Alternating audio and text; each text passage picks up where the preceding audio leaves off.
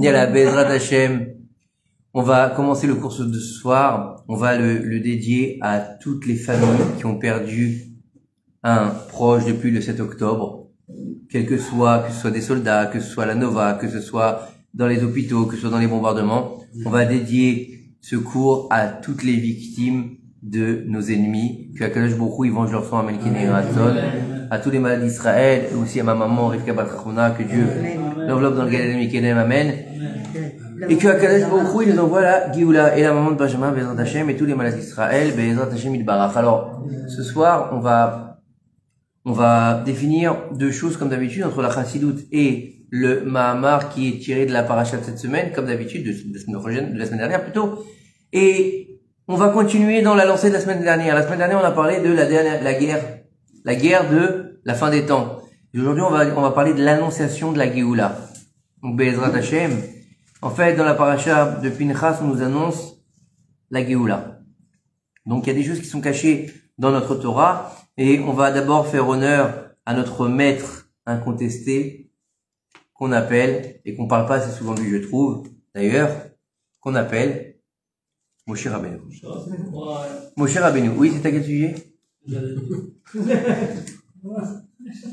Alors, il faut savoir que la Torah, elle s'appelle Torah Moshe Avdi.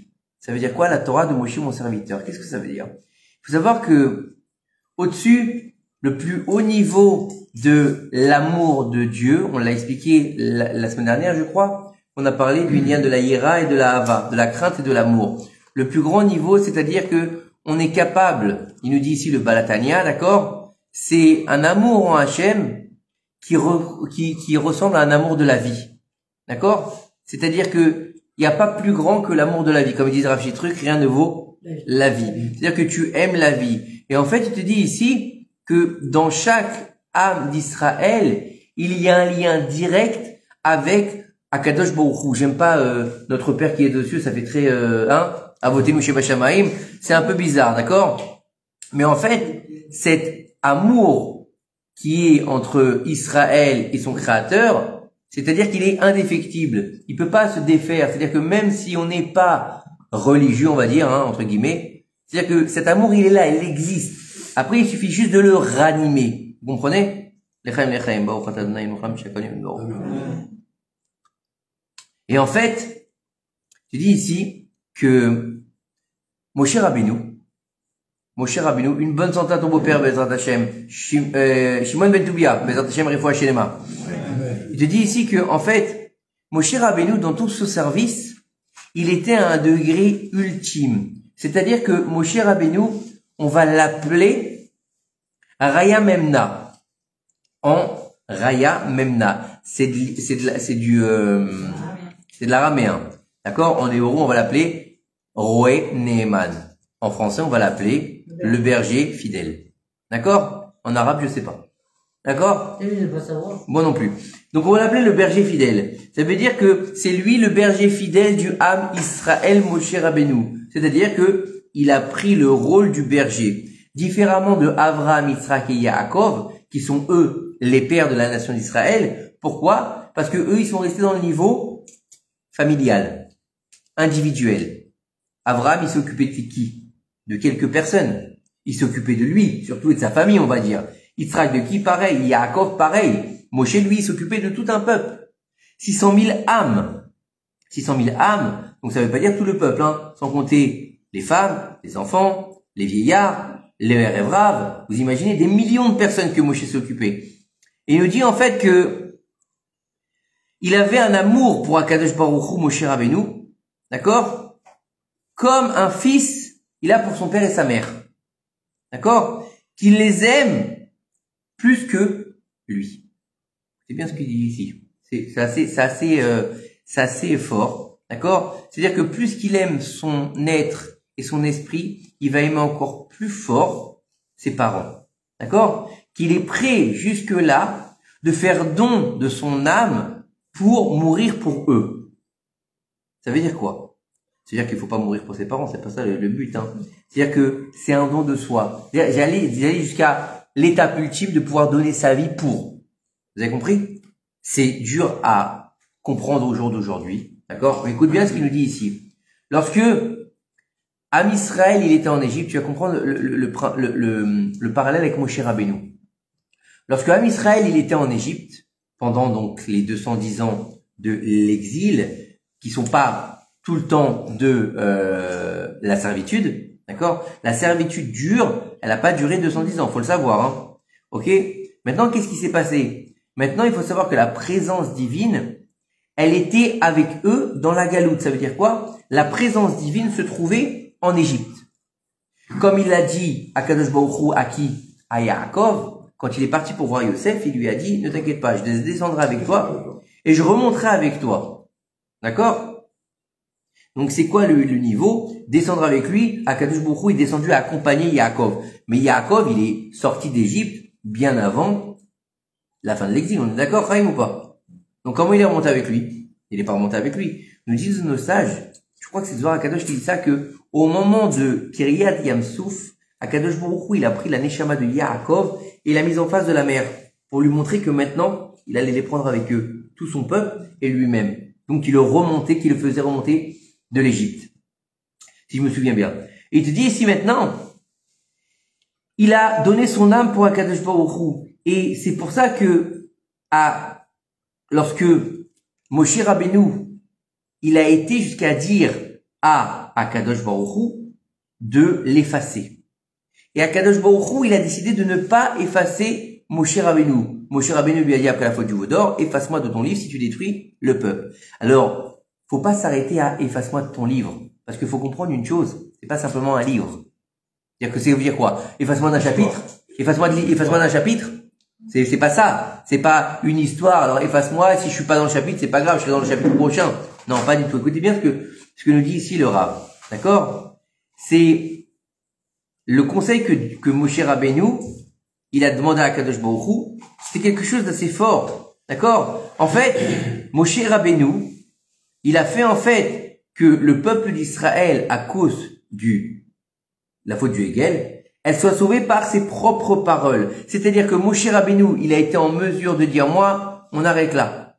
Moi, je ne veux pas vivre sans le peuple d'Israël. S'il n'y a pas d'Israël, je n'ai plus lieu d'exister. Donc, je veux que tu m'effaces de ton livre.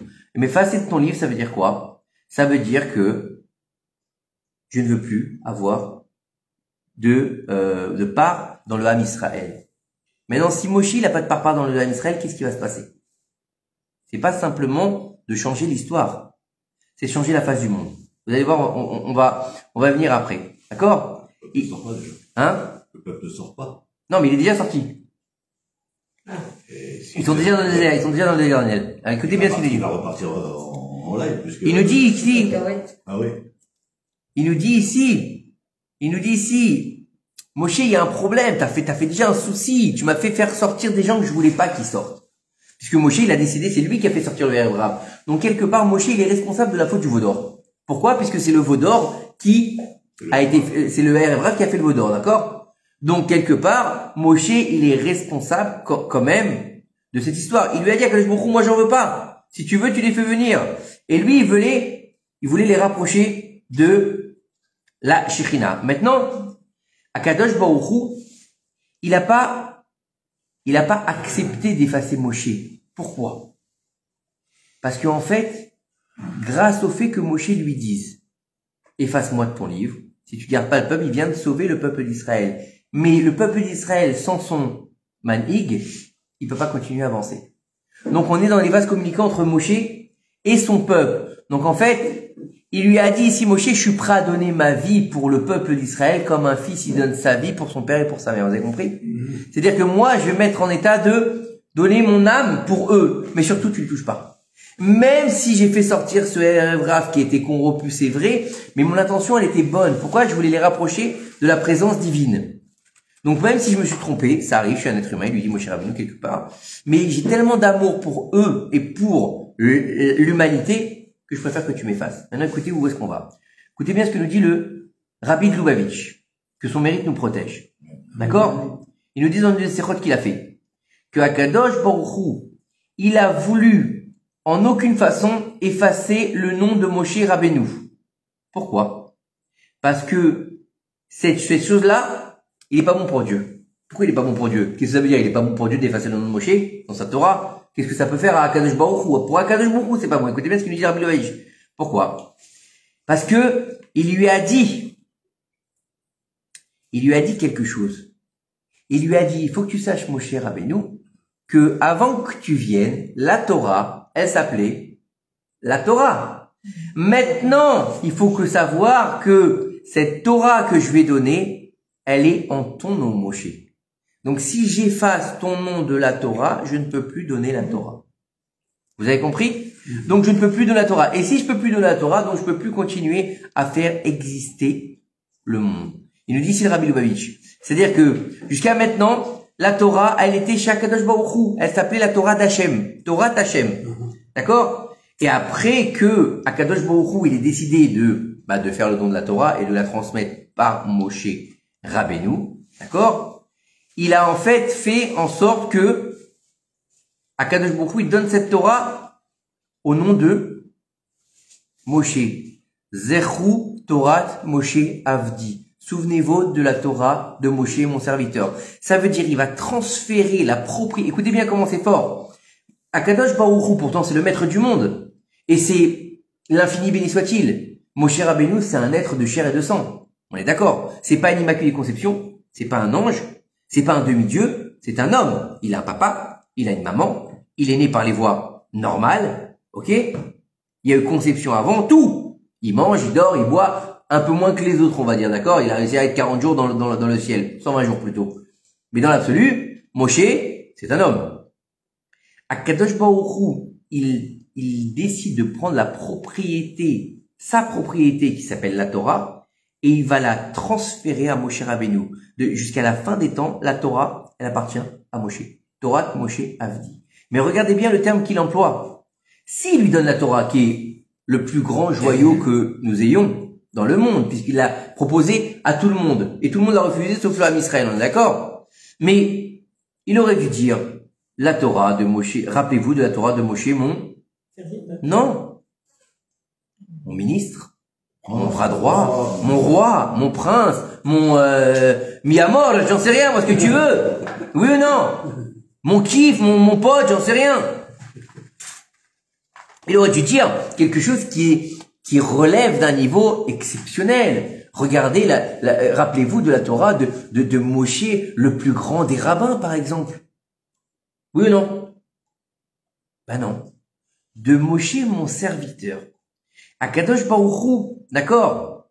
Il nous dit que si Chaz v'Shalom, Akadosh Baruch Hu, il avait annulé Moshe, la Torah, qui est appelée à son nom, elle aurait dû être annulée. Puisqu'Akadosh Baruch Hu, il lui a donné sa Torah. Il ne peut plus la récupérer. Pourquoi? Parce que quand on donne un cadeau, on peut pas le récupérer. Lac! Vous avez compris? Ça veut dire quoi? Pourquoi on peut pas le donner un cadeau? Quelqu'un te donne un cadeau. Tu l'as donné, tu l'as accepté. Tu peux pas le récupérer, lui dire, tiens, je te le rends. Non. Écoutez bien ce que nous dit ici le Rav. C'est un manque de savoir-vivre. C'est un manque de derech. Pas d'accepter ou de le rendre? De le rendre. Donc ça veut dire que... De le rendre ou de le revendre. Ou de le passer à Ou de le quelqu'un reprendre. d'autre. Attends, je t'ai filé le truc, mais bon. Et s'il n'y a pas de Torah, écoutez bien jusqu'où ça va. S'il n'y a pas de Torah, la création du monde n'a pas lieu d'exister puisqu'elle a été créée par le mérite de la Torah. Comment on le sait? C'est marqué.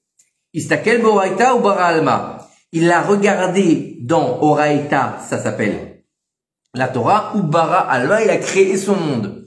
Ça veut dire que c'est par le mérite de la Torah qu'il a créé le monde. Mais si la Torah est effacée, le monde il doit être effacé, et nous avec, et le peuple d'Israël avec. Donc ça veut dire que si Akadosh Baruch Hu, il doit effacer le nom de Moshe, il doit effacer toute la création. Le monde revient au tohu vavohu. Il n'y a plus rien. Il n'y a plus rien. Il n'y a plus rien, puisque le monde, il va tenir par le mérite du peuple d'Israël. Donc si Moshe n'existe plus, il n'y a plus d'Israël, s'il n'y a plus d'Israël, il n'y a plus de monde. Tu vois jusqu'où on va? Ça veut dire que, regardez ce qu'on apprend d'ici. Il nous dit, tout ce qu'on vit dans ce monde, c'est par le mérite. Écoutez bien, c'est très fort, hein. C'est par le mérite et par l'humilité et par la Messirut Nefesh. La Messirut Nefesh, le don de soi, on va traduire ça, d'accord? Tout le monde comprend Messirut Nefesh? Oui ou non? C'est bon, on va rester sur Messirut Nefesh. Je sais pas. Le don de ouais, c'est Mais c'est votre nefesh, c'est le don de sa personne. Le don de soi Ah oui, à un d'accord, niveau, c'est à un niveau ultime, tu vois. Il nous dit ici que tout ce que nous allons vivre dans le monde, c'est par le mérite de l'humilité, la Messirut Nefesh de Moshe Rabbeinu. Et par son niveau extrême qu'il a atteint dans le don de soi. Vous imaginez? Ça veut dire en fait que Moshe Rabbeinu, il a sauvé le monde entier par son humilité. Simplement par son humilité, il a sauvé le monde entier. Dieu lui a proposé, Moshe, maintenant je vais refaire le peuple à partir de toi. D'accord? À partir de toi, je vais refaire le peuple entier. Mais tout le monde aurait dit oui. On vient de voir, Dieu vient de voir et te dit, Chaim, je vais faire le monde à partir de toi. Tu vas dire quoi? C'est un honneur quand même, c'est un honneur. Daniel, tu dis pas la même chose? C'est un honneur, je lui honoré. Moshe lui dit, tu sais quoi? Je préfère crever plutôt que tu fasses ça. Vous imaginez? Ça veut dire qu'il est en train, il a sauvé le monde à son époque, mais aussi à notre époque. C'est-à-dire que si on est là ce soir, bah oui, ça continue. Akadosh Baruch Hu. Écoutez bien, comment ça va encore plus loin. Lorsque Moshe Rabbeinu, il a rendu son âme à Kadosh Baruch Hu. À 120 ans, il est parti de ce monde. Tous les hommes, ils sont nés, ils doivent naître, ils doivent mourir. Même Moshe, le plus grand de tous les hommes. Et même ceux qui ont été bénis de ne pas mourir, d'accord? Il faut savoir qu'à un moment donné, ils ont quitté ce monde-ci. Comme par exemple qui? Serach Batacher. Qui tu dis? Ishaï, le père de... Ishaï, le père de David, exactement. Et en fait, ils ont quitté... Pinchas, on dit qu'il est mort, mais il s'est transformé en Eliaou. Ouais. C'est encore autre chose. Qui lave le fils de David Améler, on dit qu'il est rentré vivant en Gan Eden. Et comment, c'est-à-dire qu'à un moment donné, ils vont quitter ce monde-ci pour rentrer vivant en Gan Eden. Mais ils peuvent pas rester ici ad vitam aeternam, en fait. C'est pas possible. Voilà. Je sais pas. Peut-être en escalator. Je sais pas. On dit qu'Eliyahu est monté dans la chair de feu. Après, encore une fois, c'est peut-être des images pour qu'on comprenne plus facilement les choses.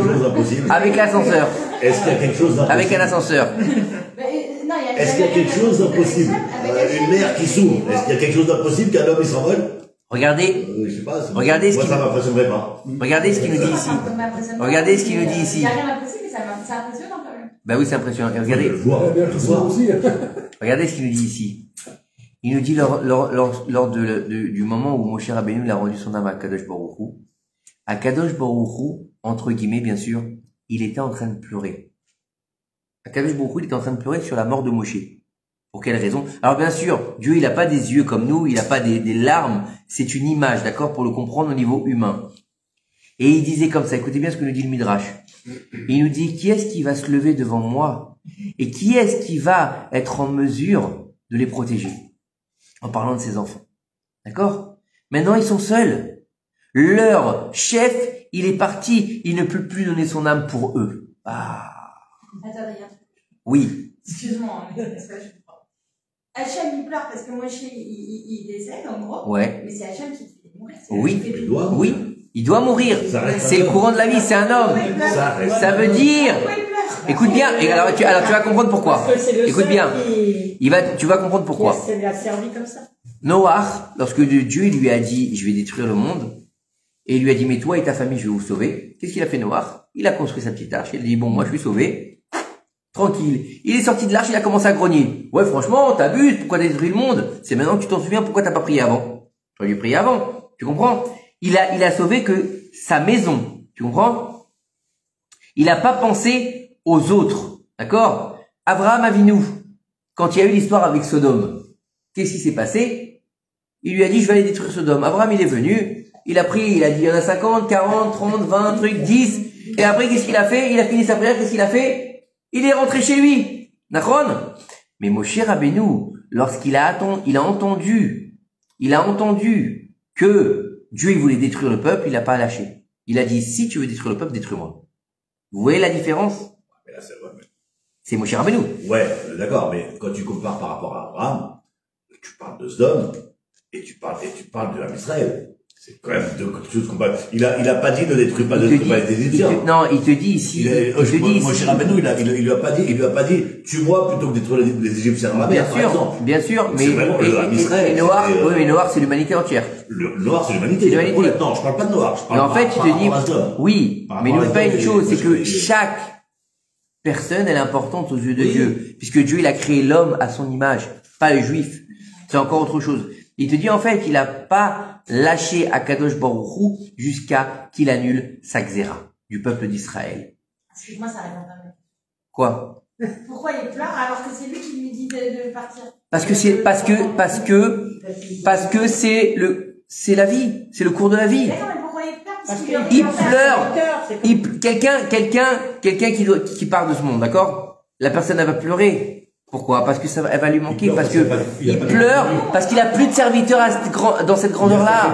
C'est ça qui pleure. Alors pourquoi il n'a pas créé éternellement? Parce qu'il ne peut pas. Parce que, encore une fois, c'est une bonne question. Pourquoi Hachem, c'est en fait la base du judaïsme, ça repose sur Hachem. Hachem, c'est le serviteur du monde. Non, c'est pas le serviteur du monde, c'est le créateur du monde.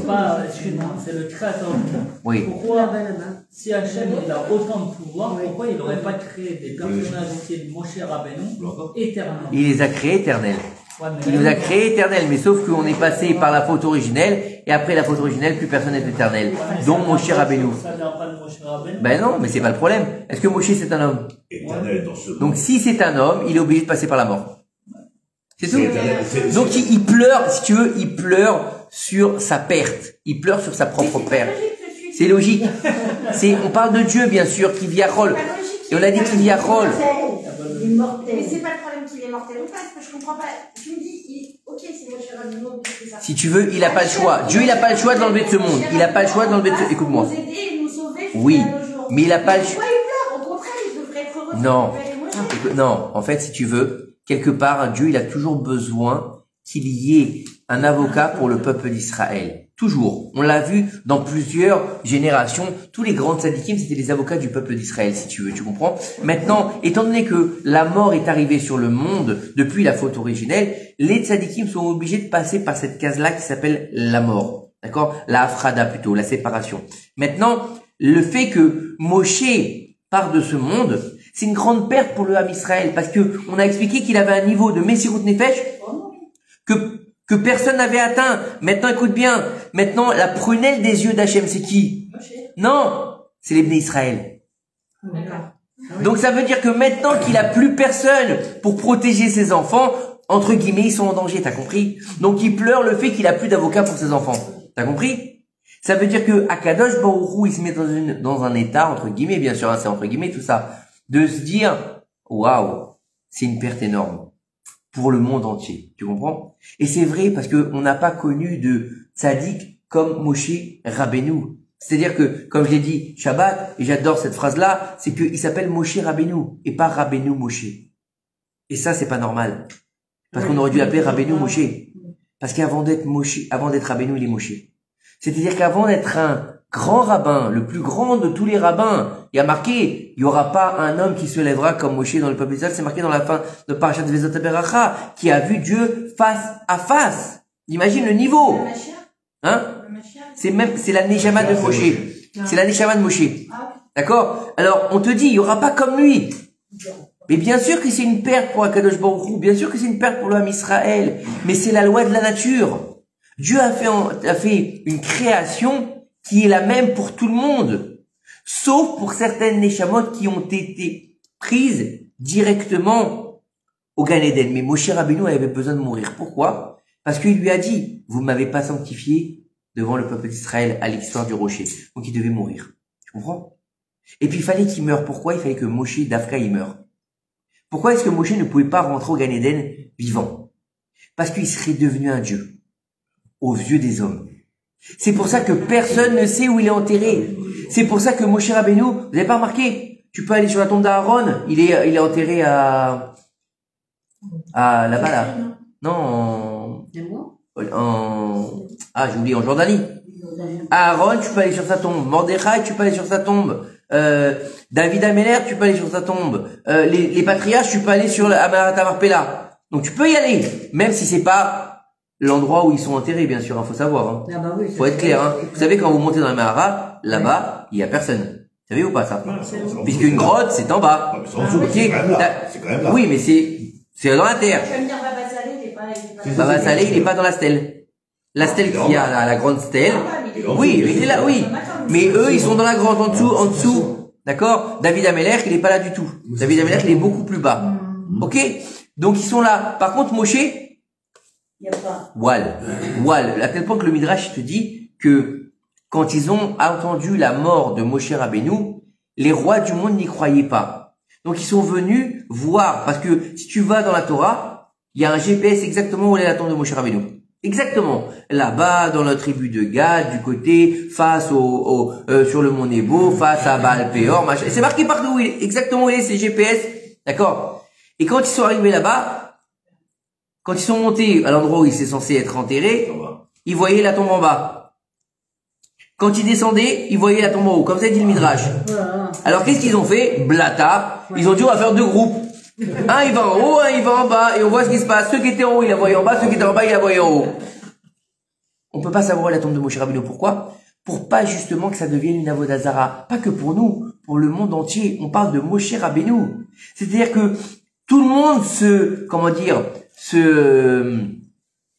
tout le monde accepte la Torah de Moshe. C'est-à-dire que, à tel point que même sur les églises, il y a l'effigie de Moshe Rabbeinu, faut le savoir. Mais sauf que comme il était, entre guillemets, le libérateur d'Israël et que Israël, par rapport à eux, bien sûr, hein, pas par rapport à nous, et que Israël a échoué dans son travail, Moshe Rabbeinu, il est dans un état où les tables de la loi sont cassées sur les églises. Les grandes églises, il y a l'effigie de Moshe Rabbeinu avec les tables de la loi cassées et la tête baissée.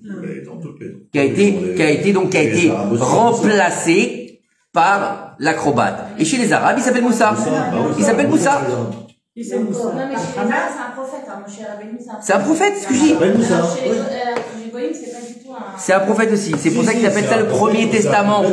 Si, le Premier Testament. Donc, il a loupé l'avènement messianique. Et donc, ils ont passé le Deuxième Testament pour faire... D'accord, on continue. Les Arabes, c'est qui? Moussa. Un prophète dans leur Moshe, il s'appelle Moussa, c'est un prophète. Yosef, c'est Youssouf. Ils acceptent nos prophètes, les Arabes. Comment? Non, mais ils acceptent. Donc maintenant, le truc, il est que, donc Moshe Rabbeinu, il a atteint ce niveau justement parce qu'il était humble. C'est-à-dire que, il a été à un niveau absolu parce que lui, il était rien. C'est-à-dire qu'il a été en mesure d'être complètement envahi par la présence divine. À tel point que Moshe, il a dit, et Aaron et moi, ma anachnu. Ma. Vous savez ce que ça veut dire, ma? C'est-à-dire, on est même pas quelque chose. Ma. On est rien. On est une espèce de question. Parce que ma, c'est la question, en fait. C'est-à-dire que on est rien. C'est plus en haut que le niveau de David Ameller qui disait je suis un vermisseau, c'est encore plus haut que le niveau de Abraham qui disait je suis cendre et poussière. C'est-à-dire que t'es même pas palpable. T'es même pas palpable. On dit que l'histoire avec Myriam, vous vous rappelez, quand elle a fait du Dachonara, elle a dit pourquoi il se marie pas avec sa femme, machin et tout, et Moshe il était là. Ils nous disent nos sages. Moshe il était là. Il y avait Aaron, Myriam et Moshe à côté. Et l'autre elle lui dit mais ça se fait pas qu'il marie pas avec sa femme et lui dit rien. Il dit rien. Walou. Rien. Il est tellement humble que ça ne touche même pas. Et donc, encore une fois, et après ça, écoute, ça fait ça, Déborah. Non seulement il dit rien, mais après ça, il voit qu'elle a la lèpre. Et il prie pour elle. T'imagines le niveau? C'est comme si que, Chazvé Shalom, il y a quelqu'un qui te fait une crasse. Écoute bien. Quelqu'un, il vient, il te fait une crasse. T'apprends le lendemain qu'il est malade. D'accord? T'as de la peine. Mais tu dis, non, mais t'as fait une grosse crasse. Non, tu vas dire, bien fait pour lui. Bon, pas toi, alors, toi, t'es trop gentil, toi. Non. On parle pas de la maladie. Mais non, on parle pas de la maladie. On parle pas de la maladie. Genre, tu sais qui s'est cassé la figure. On parle pas de la maladie. Merde, non. Ouais, non. On a pété quand même. C'est quelqu'un pris pour la personne. Non. Voilà, c'est parce qu'il a parlé mal. Ouais, voilà, tu vas dire ça. Pour lui. Mais c'est pas Voilà, il se casse la gueule dans l'escalier. Il va se casser la gueule. Attends, s'il se casse la gueule dans la rue, je vais dire Schmet. Par contre, si demain j'apprends qu'il est malade. Non, Chaz Shalom, on parle pas de la maladie. On parle pas de la maladie, Chaz Shalom. Il y a toujours un petit malheureusement. Mais il y a toujours un petit, c'est bien fait pour lui. D'accord? Moshe, même pas, il dit c'est bien fait pour elle. Et Moshe, il dit, elle n'a refanala. Elle, je t'en supplie. guérilla de grâce, il lui dit. Voilà, Elnar et Fanala, en traduction, ça dit, de grâce, bénis-la, s'il te plaît, guéris-la. Il est même pas atteint par le fait qu'elle ait du Lachidara. Pour lui, elle a rien dit du tout. Tellement qu'il est annulé complètement à la volonté d'Hachem. C'est pour ça que la Torah s'appelle Torah Moshe Avdi. Ça veut dire que le niveau de Eved, c'est le plus haut niveau. L'Eved, c'est le serviteur. C'est-à-dire que le serviteur le plus grand. C'est-à-dire que c'est celui qui est capable de rentrer dans le palais du roi et de changer le cours des événements du monde. C'est-à-dire que en faisant ça, Moshe, il a sauvé le peuple d'Israël et il a sauvé la création du monde. Tu te rends compte le niveau qu'on a? Ça veut dire que cet homme-là, qui a un papa, qui a une maman, qui était un prince d'Égypte, imagine, il faut comprendre quand même l'histoire de Moshe. Il a grandi sur les genoux de Pharaon. Pharaon, il était fou de lui, comme ça ils nous disent nos sages, il l'adorait. Il l'adorait, Pharaon. Ça devait être, vous l'avez bien vu le film, hein? Il devait être Pharaon. C'est pas une histoire, ça, c'est pas Cécile B2000 qui l'a inventé. Cécile B2000, il a inventé Nefertiti. Celle-là, il n'y avait pas avec Moshe. Il a pas touché Nefertiti. D'accord? Faut être clair. Il n'y a pas, Moshe, il a refusé de téter le sein d'une femme égyptienne parce que si il est impur, vous croyez qu'il va emballer Nefertiti, sur les bords du Nil? Non, celle-là, c'est un petit peu, rajouté au feu de l'amour, un petit peu. Comment il s'appelle, l'autre? Non, mais ça, il y est ça, d'ailleurs. Et bien, tu vois, voilà, il se marie directement avec sa femme. Ouais. Voilà. Qui? L'écrivain, là, qui a fait des livres. Ah, Marc Lévy. Non. Non? Musso? C'est des cafés, Abraham et tout ça, sur la plage, avec sa femme. Ouais, Ah, celui-là, je le connais pas. Ah, celui-là, je le connais pas. Excuse-moi, celui-là, je le connais pas. Abraham et sa femme sur la plage. Ouais, il a un peu. Ah non, celui-là, je l'ai pas lu. Excuse-moi, j'ai pas lu. Celui-là, je l'ai pas lu. Abraham et sa femme sur la plage. Ouais. Il a fait Abraham, il a fait Moshe, il a fait. Je l'ai pas lu, celui-là. Excusez-moi. Romancé à. Nous n'avons pas les mêmes lectures. Alors, vous comprenez, ça veut dire que Moshe Rabbeinu, il a un niveau exceptionnel de grandeur, à tel point qu'il nous dit dans le Betsuréum, dans la suite de l'étude, que c'est pas la peine qu'on fasse parce que c'est encore d'autres choses, mais il nous dit que il a tellement, écoutez bien, qu'il a tellement donné de sa personne que aujourd'hui encore, en chacun de nous, il y a une partie de Moshe Rabbeinu. Il y a une partie de Moshe Rabbeinu qui sommeille en nous et il ne tient qu'à nous de l'éveiller. C'est beau ou pas? Ça veut dire qu'on a l'essence du manhig. On a l'essence de la personne qui peut gérer un peuple. On a la grandeur de pouvoir être. Être. Pas avoir. Être. Et la différence c'est... Comment? Oui, on est tous capables. On est tous capables. Il suffit de le vouloir. Le Rav Mordechai Eliyahu Zichron Livracha, c'était un très très grand sadique. Mais un très très grand sadique. Il faut savoir que le Rav Mordechai Eliyahu, c'est un contemporain. Il est décédé il y a quelques années. C'est devenu le Rishon LeZion. C'était celui qui était quelque part le chef de file d'Atiléomi, l'équipote Srugot, tu vois. D'accord? Et, des histoires incroyables sur lui quand il avait 9 ans, je crois, ou 6 ans. Il allait récupérer, à l'époque, il n'y avait pas d'électricité, donc il récupérait la cire des bougies qui avaient fondu sur les étals des marchés. D'accord? Il allait il économisait pour acheter des glaçons.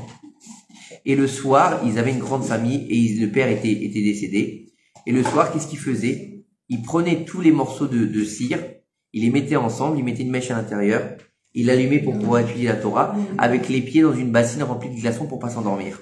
Sous la table de la maison. Et vous savez ce qu'il a dit, ce qu'il disait le Rav Mordechai Eliyahu? Tout le monde peut être Mordechai Eliyahu. Ça veut dire que tout le monde a le potentiel d'être Moshe Rabbeinu. Il faut juste le vouloir. Il faut juste, alors bien sûr pas à son niveau, mais quand on parle de Moshe Rabbeinu, c'est-à-dire que l'exemple de ce qu'il représente. Puisque Dieu lui-même, il nous le dit, Kedoshim Tiyu Ki Kadosh Ani, soyez saints car je suis saint. Soyez saints car je suis saint, c'est Dieu qui dit ça. C'est-à-dire quoi? Merci. Si Dieu dit, vous êtes en mesure d'être saint parce que moi je suis saint, mais qui c'est qui peut être comme Dieu? C'est pas possible. Et pourtant c'est Dieu qui nous le demande. Tu comprends? Si Dieu lui-même nous demande d'être saint, ça veut dire qu'on est capable d'être Moshe Rabbeinu ou pas? Oui. À notre niveau. C'est quoi d'être Moshe Rabbeinu à notre niveau? C'est pas d'être Moshe. C'est d'être toi, c'est d'être ton Moshe Rabbeinu. à ton niveau, à ta grandeur d'âme. C'est-à-dire que toi, tu as un potentiel, c'est comme le QI. D'accord? Il y a des hommes, ils ont 100 de QI. Il y en a, ils ont 180. Je sais pas si il y en a 180, ça existe. 180 de QI. D'accord? D'accord? Il y en a, ils ont 50. Le type qui a 50 de QI, tu vas pas à lui demander d'avoir le QI du mec de 180. Mais est-ce qu'il va faire sa vie au niveau de son 50 de QI? Oui. L'autre, il a 180. C'est le but qu'il doit atteindre. L'autre qui a 180 et l'autre qui a 100, ils doivent atteindre leur QI. C'est exactement pareil chez nous. Tu dois atteindre ce pourquoi tu as été mis au monde. Tu dois être Moshe Rabbeinu. De ton potentiel. C'est-à-dire que toi, tu vas être un dentiste. Tu vas être un dentiste, les Shem Shamaim. Et tu auras réalisé ton potentiel de Moshe Rabbeinu dans le dentiste. T'as compris? Toi, tu es une sage-femme. Tu vas réaliser ton potentiel. Alors, bien sûr, pour les femmes, c'est autre chose parce que c'est Ezer Kenegdo. D'accord? Mais ton potentiel de vie, tu vas le réaliser dans ta profession. Tu comprends? C'est ça le Inyan. C'est-à-dire que tout le monde ne peut pas être rabbin. Tout le monde ne peut pas être Moël. Tout le monde ne peut pas être architecte. Tout le monde ne peut pas être avocat. On est d'accord? Chacun son niveau. Chacun sa route et chacun son chemin, comme il disait dans le film. Voilà. C'est-à-dire que on est dans un niveau où on va devoir faire notre mission de vie en fonction de notre bagage. Et des fois, Dieu, il inverse la vapeur et il te fait changer de voie. Des fois, tu passes un mauvais chemin et après, tu reviens sur un chemin. Des fois, tu passes par un bon chemin et tu sors du chemin, mais pour une bonne raison. Celui-là était à la yeshiva. Il avait un navire tracé. C'était un Ilouï de yeshiva. Combien on a vu des comme ça? Des Ilouï de yeshiva. Ilouï, c'est un génie. D'accord? Combien on a vu des comme ça? Des gens qui rentraient à la yeshiva, ils avaient même pas besoin d'étudier. Ils disaient, c'était fini. Et puis un jour au lendemain, on sort de l'armée. On sort on sort de la yeshiva. Et on va faire des études universitaires. Et on devient des médecins, des avocats. Mais attention, avec une Yirat Shamayim qu'on n'a jamais vue. Qu'il n'aurait pas eu à la yeshiva. Parce que peut-être qu'à la yeshiva, il aurait dormi sur son acquis, et qu'il serait devenu, en fait, un étudiant lambda. Mais là, en fait, en sortant de son niveau yeshivatique, il est devenu ce qu'il devait être, tu comprends? Et de l'autre côté, il y en a un autre. Il n'était pas du tout fait pour ça. Il a fait des études universitaires et puis il est devenu rabbin. Comment? C'est un masloul. Chacun son masloul. Mais c'est à toi de le chercher. Encore une fois, chacun doit le chercher. Est-ce que nous, on sait exactement quel est notre chemin? Non, on sait pas, mais il faut peut-être accepter ce qui t'arrive. Accepter, c'est autre chose. Ça va t'amener quelque part. Faut accepter c'est pas un destin, il n'y a pas de destin chez les juifs. Il n'y a pas de destin chez les juifs. Faut accepter le cheminement de la vie. À un moment donné où Dieu, il te donne la main, faut accepter. Comme il disait le Rav Sisrouk Zichron Livracha, et je sais que j'ai répété plusieurs fois cette phrase, il disait la teshuva, c'est comme le métro. Le métro, il passe. Quoi qu'il arrive, déjà, il a pris le métro. Le métro, il passe. Il ouvre les portes, il ferme les portes. C'est automatique. Il ouvre les portes, il ferme les portes. Et il passe. Et après, il repasse. Quand les portes, elles s'ouvrent, c'est toi qui décides si tu montes ou tu montes pas. La teshuva, c'est pareil. Quand les portes, elles s'ouvrent, à toi de décider de rentrer. Ou tu rentres pas. T'as le droit. À toi de décider. Tu comprends? Qu'est-ce qui vous fait rire? Les portes du métro. En tout cas, ce qu'il faut comprendre, c'est que si tu prends le métro, c'est pour monter. Oui, non, mais pourquoi? Combien de fois tu te retrouves dans le métro, il y a beaucoup de monde, tu dis bon, bah, je prendrai le prochain. Non, mais des fois, tu te trouves dans le métro, tu dis merde, c'est pas là que c'est pas là que je vais aller, Mais, justement, c'est une station, mais écoutez, c'est une belle métaphore le métro parce que c'est une station de vie. Tant mieux, on n'est pas beaucoup ce soir, c'est un peu plus facile de pouvoir répondre aux questions et aller un peu plus dans les choses en profondeur. C'est-à-dire que c'est une belle métaphore le métro parce que c'est une station de vie en fait. Et c'est vrai, on ne sait pas de quoi demain sera fait. On peut pas savoir de quoi demain sera fait. Alors on a tous notre bagage, on a tous notre souffrance, on a tous notre jardin secret qu'on a. Bah alors, le jardin secret avec le thon. On a tous un jardin secret qu'on n'a pas forcément envie de partager, d'accord? On a tous des choses qu'on n'a pas envie de dire, on a tous des choses qu'on a même envie d'oublier, d'accord? Mais tout ça fait que on va arriver à des stations, on va avoir des rencontres dans nos vies, on va avoir des moments plus ou moins durs, ou plus ou moins simples, plus ou moins agréables. Mais tout ça, elle est là pour nous forger. Mais est-ce que tu vas arrêter station? Vous savez, on va arriver dans la paracha de Matot Massé, ce Shabbat. Matot Massé, 42 étapes qu'ils ont fait dans le désert. Mais excusez-moi, on va donner des noms à des étapes alors qu'ils sont dans le désert. C'est-à-dire que les mecs, ils sont dans le désert. Ça veut dire que t'appelles ça normalement comment? Le désert. Non, là-bas on va t'appeler. Alors écoutez bien.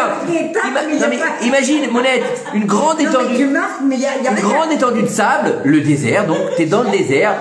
Mais là tu veux dire, donc là tu vas arriver sur une dune qui s'appelle Kivratata Avot. Là tu vas dire. Il y a le désert, il n'y a plus de dune. Là tu vas arriver Mara. Mais attends, c'est quoi ce délire?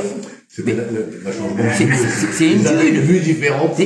Là ça s'appelle Mara. Mais ça fait 40 ans qu'ils sont dans le désert. Oui, non, vous êtes d'accord? Et la Torah te dit, il y a 42 étapes dans le désert. Et ils ont tourné en rond. Et attends, c'est pas ça.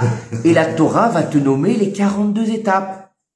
Donc tu dis, franchement, tu deviens fou. Non, mais tu te perds dans la forêt. C'est bien. Sur un arbre, tu marques numéro 1. Exactement. Mais là, on est dans le désert, il n'y a même pas d'arbre. Il y a même pas d'arbre. Ouais, et avec le vent, ça l'efface. Ça veut dire, écoutez bien, ça veut dire que même quand ta vie est un désert, il y a des étapes. Même quand tu as une station, c'est une étape. Ouais. D'accord? Ça veut dire que c'est une étape de vie. Où est-ce que tu veux aller? Moshe Rabbeinu, regardez la vie qu'il a eue. Il était prince dans le palais de Pharaon. Il a été sauvé in extremis de la mort. Le Nil, il a été mis sur le Nil à ses 9 mois. Il a été récupéré par Bithia, la fille de Pharaon. D'accord? Qui connaissait le décret de son père que chaque nouveau-né juif fallait le tuer. Donc elle a risqué la mort, Bithia, envers et contre tous. D'accord? Elle a comment dire, elle a combattu l'adversité. Vous savez, dans le film, l'histoire avec la vieille qui garde le tissu. Le Midrash, il dit la même chose. Il y avait des servantes avec elle. Et là-bas, 2, elles sont mortes et une, elle reste avec elle. Pour pas enlever son kavod. Comme ça, il dit le Midrash. Il y a 3 servantes qui étaient avec elle. Avec qui? Avec Bithia, quand elle a récupéré Moshe. Et une qui était au courant, elle lui a demandé, lui dit le Midrash, de faire couler le berceau, comme dans le film. La même chose. Et c'est pour ça qu'il s'appelle Moshe Rabbeinu. Moshe plutôt. Parce que c'est Bithia qui a donné sa vie pour lui. Il s'appelle pas autrement, pourtant il avait dit non, Moshe. Regarde l'étape. À 12 ans, il sort du palais. Il voit comment dire. Elle dit, tiens, t'as pas un juif. Il le tue. Il se sauve parce qu'il est balancé le lendemain par des juifs. Il va aller vivre 40 ans à couche. 40 ans, il devient le roi de l'Éthiopie, Moshe Rabbeinu. 40 ans, roi d'Éthiopie. Et c'est pas marqué dans la Torah, tout ça. Pendant les étapes des vies. Et puis Moshe, on le retrouve. Donc dans la Torah, on le voit, il est bébé, il tète chez sa mère, hein. Et on le retrouve, il a 80 ans. T'es où 80 ans? On s'en fout. Il y a eu 80 étapes de vie qui sont pas importantes pour Moshe. Par rapport à la prophétie de la Torah. Par rapport à lui, c'est important. Mais on n'a pas. Par contre, après, de 80 ans à 120 ans, on a toutes les étapes de sa vie. C'est là son travail. Tu comprends? C'est là son travail. Donc chacun, il a son travail. Des fois, c'est au début de sa vie. Des fois, c'est au milieu de sa vie. Des fois, c'est à la fin de sa vie. Et on a, bien sûr, une transformation. Mais il faut l'accepter. Souvent, on n'accepte pas. Ah, c'est plus simple de pas faire tes chouvas. C'est plus simple d'être tranquille. Mais oui, c'est plus simple parce que c'est plus simple de vivre dans le mensonge. C'est plus facile. Tu comprends? Après, c'est encore une fois une acceptation ou une non-acceptation, comme il y a des Daniel. Accepter les épreuves. C'est pas que les épreuves. Accepter le challenge. Accepter ton bagage. Accepter tes souffrances. Parce que ça, malheureusement, dans notre génération, c'est très difficile d'accepter ces souffrances. D'accord? Alors, c'est pas les coachs qui vont nous aider forcément, c'est pas les psychologues, c'est pas les psychiatres. D'accord? Parce que, soit c'est la voie médicamenteuse, soit c'est la voie de vous inquiétez pas, tout va bien se passer, on lui fait le pendule là, hein, pense bien, vous l'avez Charka là, hein, fais confiance, fais confiance. Un garçon, une fille. Ouais, fais confiance à quoi? Tu comprends? Donc on n'est pas là, on est dans un niveau où, à un moment donné, notre réalité elle est là, elle est dans notre Torah. Tout est écrit dans la Torah. Vous savez, quand il y a un événement qui se passe, un grand événement qui se passe, tout de suite, on va chercher dans la Torah et on va te retrouver. Oui, c'est marqué là-bas, elle était sauvée du Moshav Be'eri. Ou bien, oui, c'est marqué Bill Clinton, il devait être président des États-Unis. D'accord? Oui, c'est marqué les nazis. C'est vrai. Mais ça étonne qui? Que ceux qui vivent pas dans la Torah. Parce que tout est marqué dans la Torah. Si il stakel boraita ou baralma, s'il a regardé la Torah, il a créé le monde, donc tout est à l'intérieur. Ouais. C'est intemporel. Sauf qu'on sait pas lire correctement. Donc ça veut dire que lorsqu'on sait lire, ben non, on est incapable de lire, c'est ce que je te dis. Parce qu'on n'est pas au niveau. Il y a certaines personnes qui savent le lire Et quand ils sont capables de lire, Toi, tu es capable de le faire? non. Mais... Qui je suis, moi? Ah, c'est beau, ça, j'aime bien celle-là. Alors, excuse-moi, et c'est peut-être un petit peu ça le libre arbitre. C'est-à-dire que dans la Torah, comme c'est intemporel, et comme D'accord, ben oui, c'est par rapport à nos actions, exactement. c'est qu'il y a le blanc et le noir. Bien sûr. Ça, c'est, parce que justement, quand tu La parles Torah t'a dit, la Torah t'a dit, bien sûr. parce que tu parles de ça, parce Bien que sûr. on voit tout ça après dans les codes de la Torah. Après. Et dans les codes de la Torah, on voit aussi bien un côté et son inverse. Bien sûr. Et ça dépend, bien sûr, tout dépend de nous. L'histoire, elle dépend de nous. On est en train de réécrire l'histoire. C'est-à-dire qu'en fonction de nos mesures, en fonction de nos actions, en fonction de nos mérites, l'histoire, elle va changer. Et en fonction aussi de nos erreurs et de nos avérotes. Donc c'est nous qui décidons. Salut. Ça va? Non, je fais coucou. Je fais coucou derrière la caméra, vous inquiétez pas. Je suis pas, ça va, je suis pas bourré, vous inquiétez pas. Tu comprends ce que je veux dire, Déborah? Ça veut dire en fait que le jeu aujourd'hui, il est là. Savoir qui on est. On vit des souffrances très difficiles. Donc, en fait, c'est, honnêtement, je parle clairement, Ouais. très cru. Ferme ta bouche, vis ce que t'as à vivre, Non. et prends le train. Eh ben non. Non, pas du tout. Pourquoi ferme ta bouche? Pas du tout, pas ferme ta bouche, non. Accepter les épreuves. Non. Ferme ta bouche, Non. Non. Justement. C'était ça. Mais non. C'était ça. Pourquoi tu dois... Toute la D'accord. Torah, c'est une question. Toute la Torah, c'est une question. Manachnu, qu'est-ce qu'on est? La Teshuvah, c'est une réponse à une question. On est une question. Quand tu demandes ton Mais non. une question par un autre jour qui repose la même question. Et avance, et prends le premier wagon. Prends le métro, Si je prends par là. le premier wagon, je vais aller quelque part. Oui, alors? Et à un moment donné, tu dois descendre à une Mais station. si tu prends le deuxième, ce sera le même. Et là, non mais écoute-moi, non mais c'est bien ce qu'elle dit. C'est une bonne question. Écoute-moi. C'est-à-dire qu'à un moment donné, il faut choisir ton itinéraire. Et C'est- voilà, mais c'est ça que je suis en train de c'est- dire. mais Mais écoute-moi. Il faut que tu saches que tu veux. Et c'est pour ça. Au début de la Teshuvah, c'est toujours comme ça. Au début de la Teshuvah, on se laisse porter par le petit nuage. Tu connais pas le petit nuage magique? Tu as pas vu Dragon Ball? Hein, le petit nuage magique. T'as des ailes. Tout va bien. T'es bien. Tu veux faire Teshuvah? Y a pas de problème. Tout le monde t'accueille dans la synagogue. Tu veux lire? Comme par hasard, tu comprends tout. Tu te mets devant un livre que t'as jamais ouvert, tu comprends tout. Ça serait le pire. T'arrives. Et 6 mois après, 1 an après, lâche la déferlante. Qu'est-ce que c'est la déferlante? C'est ton choix. C'est maintenant qu'on t'a aidé à avancer, il faut que tu fasses tes propres choix. Maintenant que tu montres à Kadosh Baruch Hu que tout ce que t'as fait, c'est toi qui l'as décidé. Ça veut dire quoi? Ça veut dire, a posteriori, je me suis pas laissé porter. J'ai accepté. J'ai avancé, j'ai choisi. C'est-à-dire qu'il n'y a pas, comment t'as dit tout à l'heure, le destin? Il n'y a pas de destin chez les Juifs. Il n'y a pas de destinée. Il n'y a pas de destin. Comment il disait l'autre, tout est, comment il disait, je sais plus quel auteur qui disait ça, je me souviens plus, j'ai un trou de mémoire, fatalité. La fatalité n'existe pas chez les Juifs. Il n'y a pas de Il n'y a fatalité. rien qui existe. Il n'y a pas de fatalité. D'ailleurs, la réalité n'existe pas. La réalité, comme on la voit, c'est pas notre réalité, puisqu'on est au-dessus du Mazal. El Mazal Be Israël. On est dans une réalité différente des autres nations du monde. Eh oui.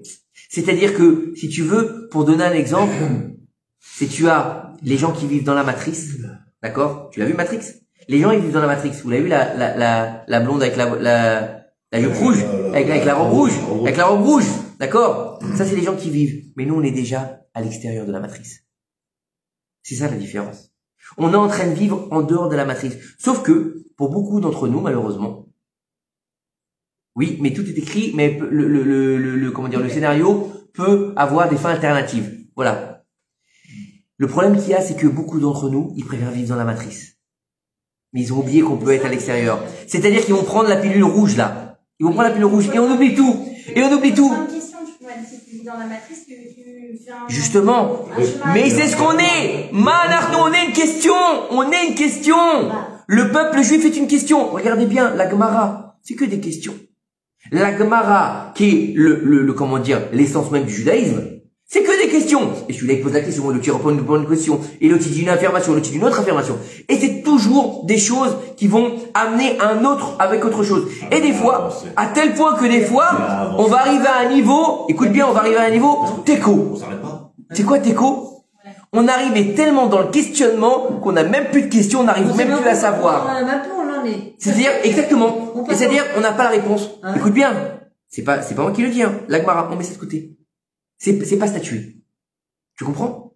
Parce que ça, c'est pas encore au niveau. Il y a des choses qui restent dans l'obscurité. Maintenant, à toi d'aller chercher la lumière. C'est ça le travail d'un juif, c'est d'aller chercher sa lumière, sa propre lumière. Et c'est ça qu'on n'arrive pas à comprendre. Il faut qu'on arrête de vivre la vie des autres. On n'arrive pas à comprendre, c'est qu'on ne sait pas aller chercher notre propre lumière. Il y en a beaucoup, pour moi la première. Hein. C'est pour ça que j'arrête pas de l'expliquer à maintes reprises. Faites-vous un rave. Oui, d'accord. C'est mon rave et pourtant je sais toujours pas y aller. Ouais, non. Oui, mais moi, alors je suis un petit rave. Ou une ravioli peut-être. Mais c'est justement comme elle a dit, il y a toujours des questions, il n'y a pas de fin. Vous voulez que je vous fasse une petite On va peut-être avancer aujourd'hui ou on va faire un débat aujourd'hui.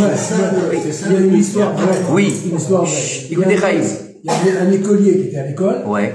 Et le pauvre, c'était un balagan complet. Il n'arrivait pas à suivre à l'école et tout ça. Alors, plusieurs fois, ils ont appelé les parents. Il faut faire quelque chose parce que le gosse, il suit pas. Il n'est pas au niveau. Il est mauvais, quoi. Il n'est pas au niveau, il n'est pas au niveau, tout ça. Et bon, alors, les parents, ils faisaient ce qu'ils pouvaient, mais le gosse, il n'avançait pas.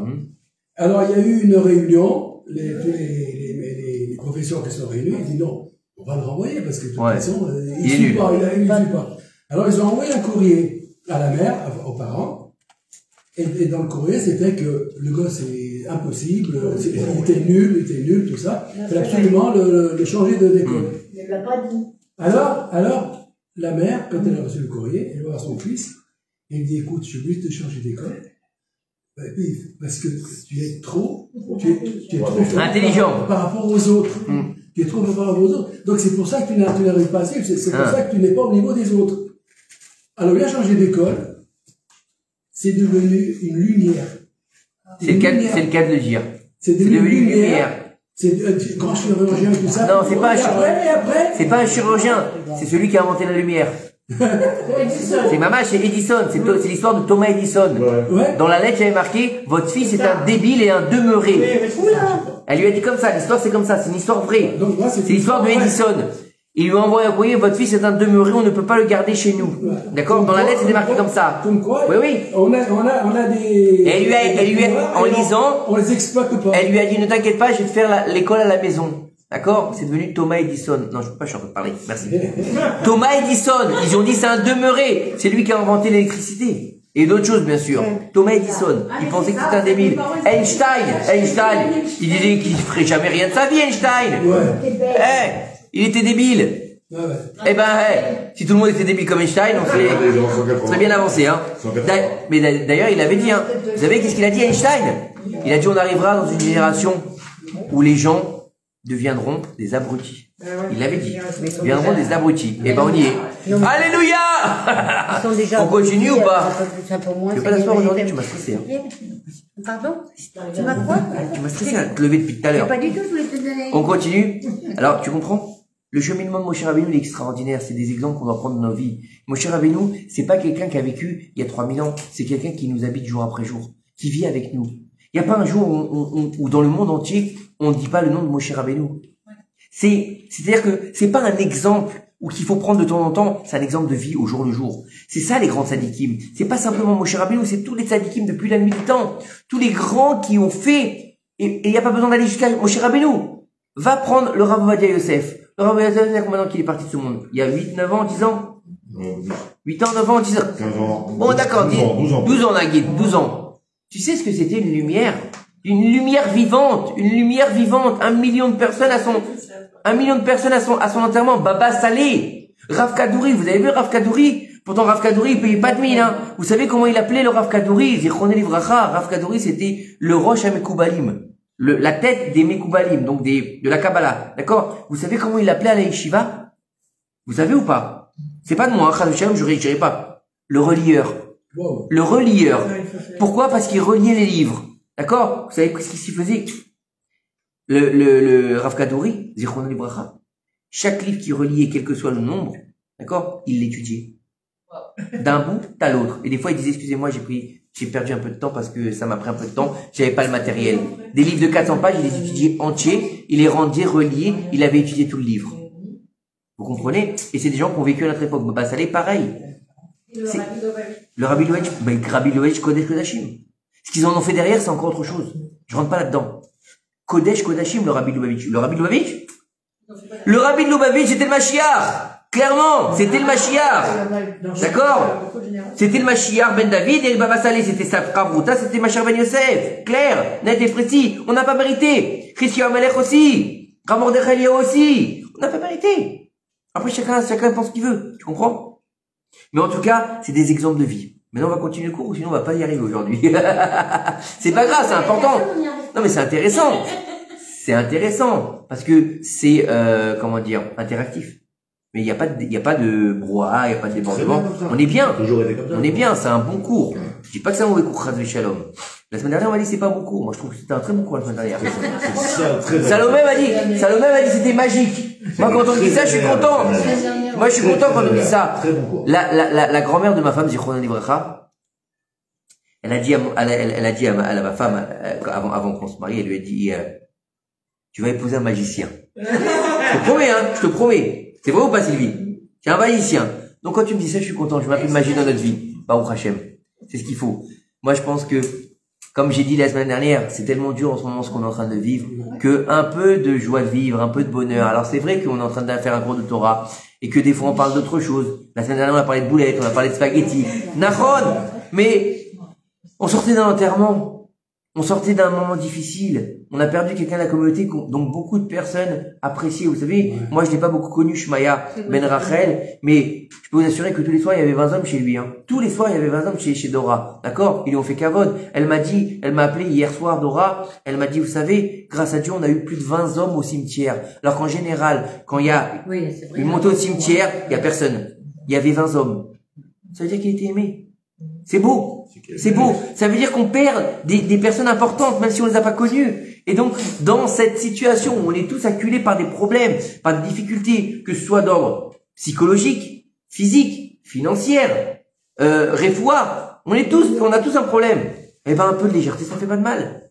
Toute la journée, on travaille comme des chiens, on est là, tac, tac, tac, tac, tac, parce qu'il faut qu'on finisse notre mois. Et si le cours de Torah du lundi, c'est une rasera, la vérité, ça sert à rien. Si le cours du samedi, c'est une rasera, Dieu bénisse, combien on était samedi? On était au moins plus de 35, non? Non, Baruch Hashem. C'est agréable. Ça fait plaisir. Eh non, faut être la rasera. Eh ben, laissez la rasera à nos voisins. Moi, je préfère une Torah d'amour, une Torah de vie, une Torah sympathique. Des fois, on s'écarte un peu, mais c'est pas grave. Parce qu'en fin de compte, on donne des réponses. On donne des réponses. Et c'est ça le but. Parce que si on vient à un cours de Torah et qu'on ressort comme on est rentré, il n'y a plus lieu de faire un cours de Torah. Ça intéresse plus personne. Et chacun, il a sa réponse. Comme moi, je l'avais raconté avec le Yoram Zichrono Livracha. Je lui raconte cette histoire. Tout le monde certains la connaissent. D'accord? J'étais invité, Shabbat, chez le cousin de ma femme. Il habitait à Netivot. D'accord? Et lui, il est Breslev à fond. Mais quand je te dis à fond, Chava à côté, c'est, petit joueur. D'accord? Et tout le Shabbat, il me chauffe. On n'est pas loin de Rosh Hashanah. Il me chauffe. Viens, Ouman, avec moi. Viens, Ouman. Je lui dis, j'ai pas d'oseille. T'inquiète pas, on va trouver des taurems. Je vais te payer le billet. Tu vas voir, on va kiffer. On part 3 jours. Et là-bas, on prend un hôtel. Et ma femme qui, oui, t'as raison. Vas-y. Toi, t'es là, t'as envie de mourir. D'accord? Mais bon, tu sais, tu te faire plaisir. Tu dis, je vais y aller. D'accord. Et là, il me dit, Shabbat après-midi, il me dit, viens avec moi. Il me dit, on va chez Rav Yoram. Zichrono Livracha, il était vivant à cette époque-là. C'est la première fois de ma vie que je l'ai vu. C'est la seule et unique fois de ma vie que je l'ai vu. On arrive là-bas. Moi, j'avais jamais été là-bas. Le Rav Yoram, je le connaissais pas. J'ai eu le mérite de traduire ses ouvrages, mais je l'ai vu une fois dans ma vie. J'arrive là-bas, je me retrouve dans une synagogue, c'est un hall de gare. Il devait y avoir sérieusement 1000 personnes. Hein. Ouais, non, je vous raconte pas. Hein. Il y avait vous savez, dans les escaliers, des fois, il y a des, vous savez, en haut pour, comment on appelle ça, Daniel, tu sais? En haut des escaliers. Comme des rangs comme ça, mais tu sais, un peu épaisses comme ça, tu sais, avec sur du marbre comme ça. Des mecs assis là-haut. Des mecs assis, comme ça. Des mecs assis dans les escaliers. Parce qu'il y avait que des hommes. Des mecs assis en bas. Des mecs partout. Il y en avait partout. D'accord? Tant bien que mal, on arrive. Dieu bénisse, on se fraye un chemin, on est assis. Il fait un Dvar Torah sur la paracha. Sur la paracha, hein. Maintenant, rien à voir avec la sauce, hein. La paracha, il est très intéressant. Je suis bien, je suis en kiff. Et puis, à un moment donné, il s'arrête net, hein. Il parlait pas du tout, il parlait de la paracha, il s'arrête net, il dit, et qui c'est qui va là ou malheur Rosh Hashanah? Comme ça, écrit comme ça, je te promets, d'un coup. Qui c'est qui va au malheur Rosh Hashanah? Faut aller chez Rabbi Nachman, c'est bien d'y aller, mais pas à Rosh Hashanah. Comme ça, il dit. Quel goût elle a la bénédiction pour un fils si son père il est pas là.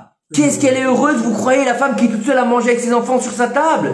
Et quel goût elle a la pomme qui va... Comme ça, je me souviendrai toute ma vie, hein, il y a plus de 8 ans. Hein. Quel goût elle a la pomme quand tu la trempes dans le miel, quand le papa il est pas à table. Moi je suis d'accord avec toi. Hein. Bah, bien sûr. Moi je suis d'accord. Hein. Ça a duré, ça a duré, Bémet, hein, ça a duré, ah non, Bérouté, ça a duré 3 minutes, hein. Ce que je vous raconte, c'est, vécu, hein. Je l'avais jamais vu de ma vie, hein. Ça a duré 3 minutes. Et puis il repart à son cours. Oh la vache. Je prends ça en pleine face. Imagine. Alors qu'est-ce que t'as fait? T'es pas parti? Je regarde Anne, je lui dis, je viens pas avec toi. Je viens de me dire le Rav qu'il doit venir. Oui, mais je suis d'accord. Il me dit, mais non, je lui dis, c'est fini. Le Rav, il a dit. Non. Ah! Ben, je suis d'accord, moi. Et tout le cours, il tourne autour de rien du tout. Rien à voir avec ça. Les hommes, ils se T'as eu ta battent, les réponse. femmes, elles sont seules avec Et des les fois, autres, et des fois, non, c'est pas le débat, c'est pas le débat. Ouais, chacun son En tout cas, ce que je veux dire, on n'a pas commencé. C'est bon, après. Vous savez qu'on n'a pas commencé le cours, en fait. C'est pas grave, on a très bien. Tu fais le cours. La vérité, c'est pas grave du tout, on a fait beaucoup. C'est pas grave. En tout cas, ce que je veux vous dire, c'est que des fois, dans un cours, t'as tes réponses. C'est là les réponses. Tu veux tes réponses, c'est dans un cours de Torah. Il y a que là. Tu sais, il y a, Quoique là, je pourrais. au début de ma teshuva, j'ai eu la chance de rencontrer des personnes, mais quand je te dis exceptionnelles, des anges sur terre, Béhémet. J'ai rencontré un homme, c'est celui qui m'a appris à écrire en sophrut. Il s'appelle Yaakov Journo. C'est quelqu'un de très introverti. D'accord? Il est dans sa case, il écrit toute la journée, ceux qui le connaissent, ils savent, c'est quelqu'un, Ishtam Yoshevo Alim. Voilà, comme Yaakov, Ishtam Yoshevo Alim. C'est un type qui est enfermé dans sa tente toute la journée. D'accord? Et on a eu beaucoup de... Il sait recevoir. Il sait recevoir, Dieu bénisse. On a eu beaucoup de discussions avec lui, via WhatsApp, sur la Torah. Il étudie la Kabbalah à haut niveau. 4h30 du matin, il se réveille, il va étudier la Kabbalah. D'accord? Mais il doit faire sa sieste à 2h d'après-midi. Tu peux pas l'appeler entre 2h et 4h. Il dort. Ouais. C'est comme ça. Écoutez bien. Un jour, on a parlé, donc on parle beaucoup de Torah, et un jour, il me dit, je lui dis, mais comment on peut avoir des réponses aujourd'hui? Je lui dis, la prophétie n'existe plus. Comment on peut avoir des réponses? Yaakov, comment on peut avoir des réponses? Je lui dis comme ça. Il me dit, les réponses, elles vont être dans ta vie de tous les jours. Comment? Des fois, tu vas ouvrir un livre qui a rien à voir avec la sauce. Tu vas voir la réponse de la question que tu t'es posée le matin. Des fois, tu as un pote qui va t'appeler l'après-midi. Il va te parler d'un sujet qui n'a rien à voir. Et à un moment, il va te jeter une phrase. C'est la réponse à ta question de ce matin. Et des fois, c'est dans la nature. Tu vas ouvrir les yeux et tout est marqué dans la nature. C'est ça la prophétie. C'est la prophétie. Tu comprends? Et c'est comme ça qu'on découvre ce qu'on doit être. Tu crois que c'était inné de donner des cours de Torah, de devenir sophère, de tenir une communauté pour moi? Oui. Tu l'avais au fond de toi. Ouais. Alors, au fond de moi, alors écoute-moi. T'as pas été là au début des cours. Alors déjà, je t'explique Déborah, d'accord? Avant d'arriver en Israël, déjà, je voulais pas venir en Israël, que tu saches. Je voulais pas faire mon aliyah. Ok? Jamais. Pendant presque un an, j'ai cassé la tête à ma femme pour rentrer en France. Moi, je voulais être grouillot d'artiste ou artiste. D'accord? Si tu m'avais dit déjà faire ton aliyah, je t'aurais dit, arrête de rêver. D'accord? Donner des cours de Torah, les premiers cours, je balbutiais. L'Agmara, pour moi, c'était du chinois, et vraiment du chinois. D'accord? Il avait une base au fond de lui. Il n'y avait pas de base, quelle base? Moi, je connais ta famille, je sais qui c'est, les Tinisti, donc je dis, il y avait une base dans... Je sais pas où était la base, mais elle n'était pas là du tout. D'accord? Mais j'ai accepté le challenge que m'a donné Akadosh Baruch Hu, j'aurais pu le refuser. Je l'ai accepté. Et Baruch Hashem, Nissim Veniflaot. Nissim Veniflaot. Mais le but, c'est d'accepter. Vous voulez qu'on passe sur le, sur le cours ou pas? Il nous reste combien de temps? Ben oui, faut continuer. Ouais. Ouais, c'est passé. On n'est pas pressé? On a déjà 2 heures. Non, écoutez, il faut que vous écoutiez ce Mahamar parce que c'est exceptionnel. Ça part de la Géoula. Et C'est intéressant quand même jusque-là? Ouais. C'est bon. Écoutez bien. On va parler de Pinchas. Il nous dit ici que Rabbi Yonatan ben Uziel, c'est un grand Talmid Chacham. Il nous dit que je lui donne mon alliance de paix. L'alliance de paix, d'accord? Ça veut dire que la paix, le shalom, c'est qu'il vivra pour toujours. Et il nous dit ici que, en fait, Pinchas, c'est lui qui va nous annoncer la fin des temps. Pinchas ou Eliaou, à la fin des temps, celui qui annoncera la délivrance finale à Israël. Écoutez bien parce que c'est d'actualité. La délivrance finale à Israël, c'est Eliaou Hanavi. Donc c'est Pinchas. Écoutez bien. Où est-ce qu'il se trouve l'allusion que Pinchas, c'est Eliaou, d'accord? Il nous dit ici, d'accord? Tachat kasher kini leloav, car il a vengé, il a eu de la jalousie pour son Dieu. Et là, il y a les noms, il y a les lettres du mot Eliaou.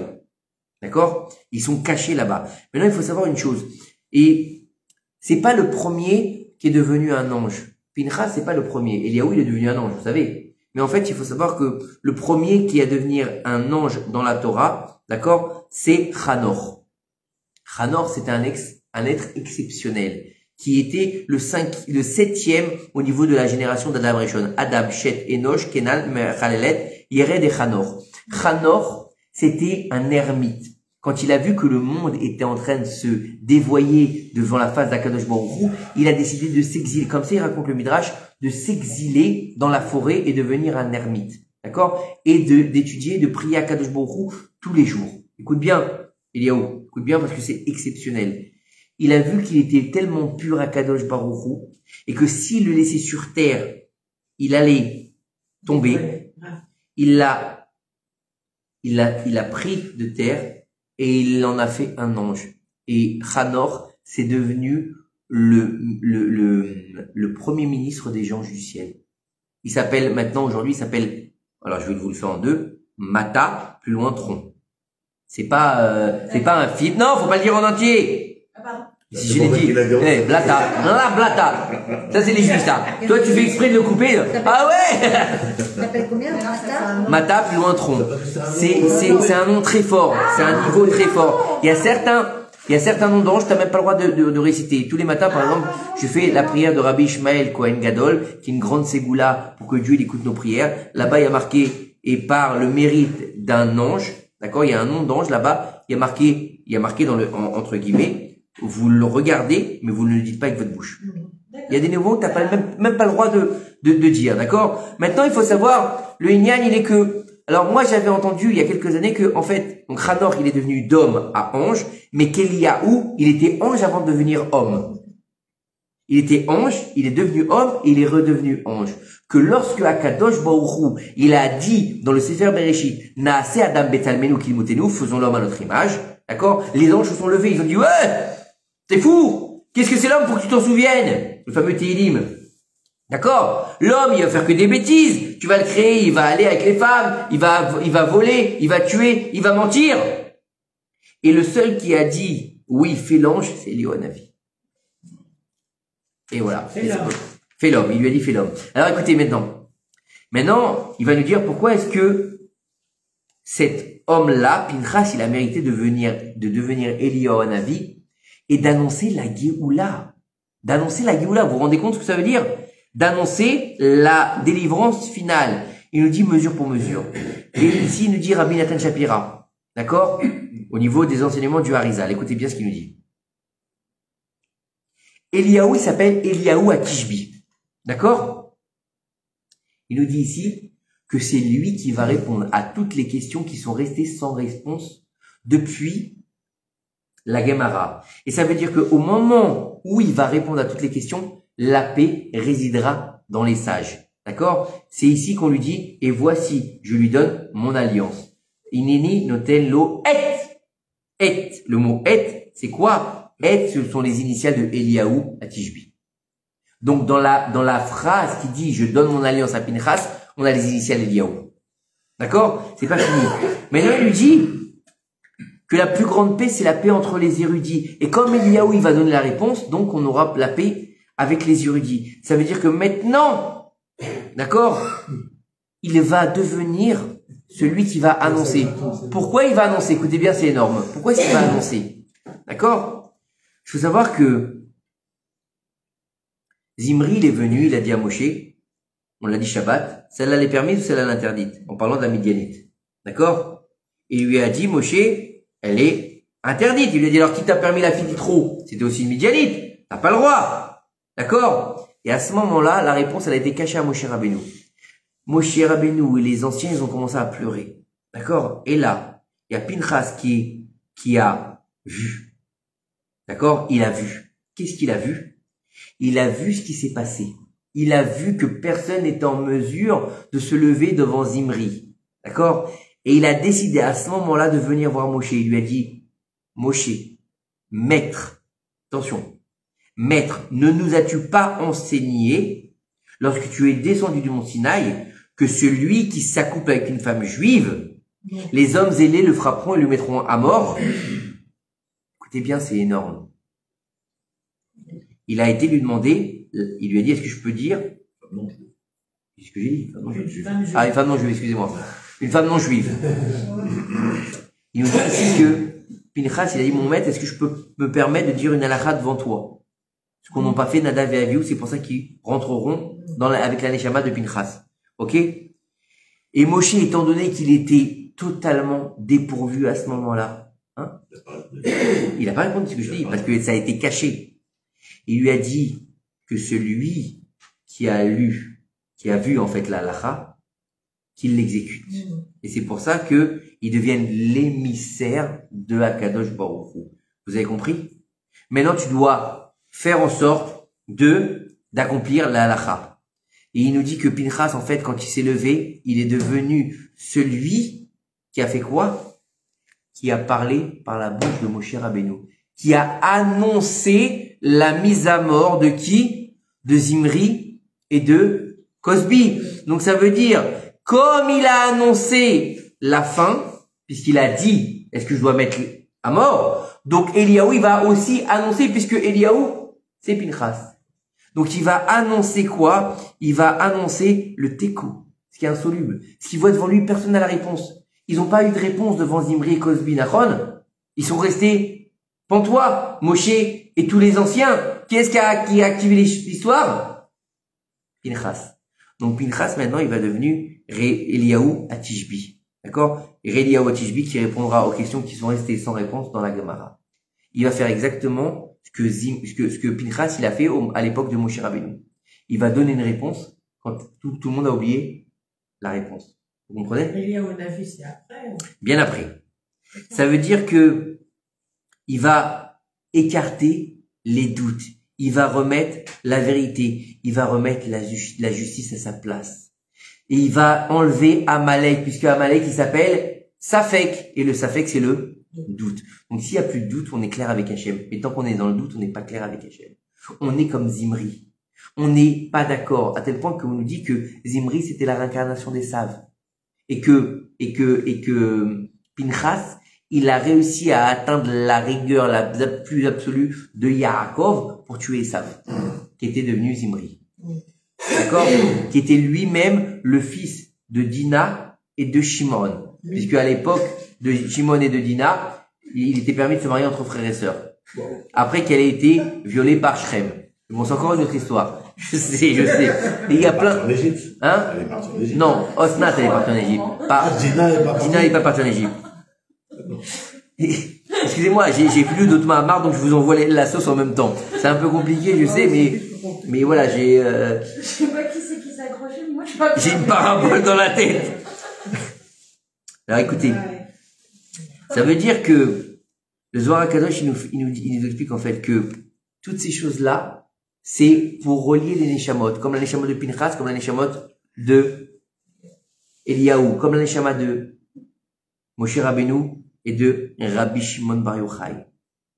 Comme... C'est la même Neshama les deux? C'est-à-dire qu'il a été la chercher, la Neshama de Rabbi Shimon Bar Yochai, Moshe Rabbeinu. Ça veut dire que celui qui va annoncer, c'est celui qui va enseigner la Torah. Ça veut dire de la même façon que Aaron, il était la bouche de Moshe Rabbeinu, Pinchas, il sera la bouche, Eliaou, il sera la bouche de Mashiach.